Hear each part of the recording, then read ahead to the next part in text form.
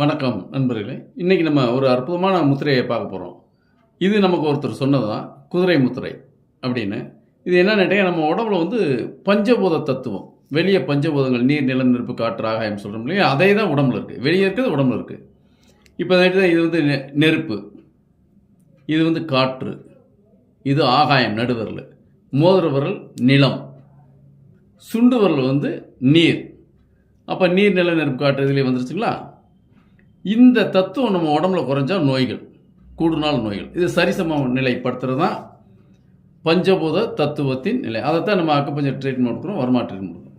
இதே இது முத்திரையை பயன்படுத்தி இந்த பஞ்சபூத தத்துவத்தை சமநிலைப்படுத்தலாம் அப்படின்னு சித்தர்களும் யோகிகளும் சொல்கிறாங்க.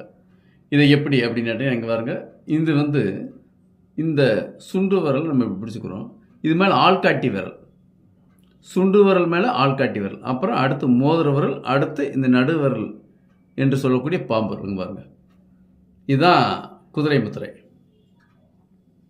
இதுதான் குதிரை முத்திரை. இது இப்படி தான் இந்த விரலை எடுத்துறோம், இப்படி தான் இருக்கணும். இந்த விரல் யாருக்கு சரியான முறையில் உட்காரலையோ அவங்களுக்கு அது சம்பந்தப்பட்ட அந்த பஞ்சபூதத்தில் குறைபாடுகள் அப்படின்னு தெரிஞ்சுக்கிட்டு இது ரெகுலராக வைக்கிறதுக்கு நீங்கள் முயற்சி பண்ணிக்கிட்டே இருந்தீங்கன்னா கொஞ்சம் கொஞ்சமாக சரியாகும். குறைந்தது 5 நிமிஷம், கூடுனது 20 நிமிஷம் இது ரெகுலராக பயன்படுத்துங்க. நான் சொன்னது மாதிரி உங்களுக்கு இந்த விரலில் இப்படி மடக்கி வைக்கிறதுல சிக்கல்கள் வந்துச்சுன்னா இப்போ இந்த விரல் மோதிர, அதாவது நடுவிரல் வைக்க முடியல அப்படின்னா நமக்கு இது சம்மந்தப்பட்ட ஆகாய தத்துவம் நமக்கு குறைவாக இருக்குது. இதை ரெகுலராக வச்சுக்கிட்டே இருந்தால் அது சரியாகும் அப்படின்னு சித்தர்கள் சொல்கிறாங்க. ரெகுலராக நம்மளும் செஞ்சு பயனடைவோம். நன்றி, வணக்கம்.